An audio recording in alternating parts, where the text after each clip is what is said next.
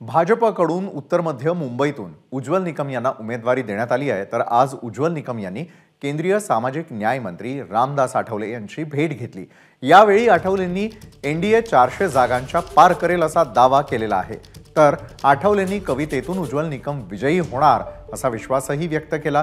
तर खैरलांजी सोनाई दलित हत्याकांडाचा खटला मी लढवला, जिथे अन्याय झाला तिथे मी धावून गेलो असं देखील उज्ज्वल निकम म्हणाले।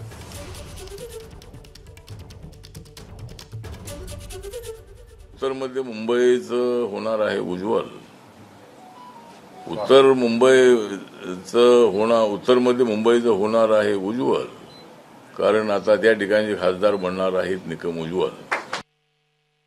हा खैरलांजी खटल्यात मृतांना न्याय मिळाला, आरोपींना फाशी शिक्षा झाली। आपण माझा पत्रकार संघात सत्कार केला होता, अपेक्षा केली होती व्यक्त की मी राजकारणात यावं। त्यावेळेला मी नम्रपणे नकार दिला होता आणि आठवले तेव्हाच मला सांगितलं होतं की तुम्ही आरपीआयचं तिकीट आत्ताच घ्या, मी तुम्ही उभे राहा, निवडून द्या। हे आरपीआयला मिळालं तर बरं झालं।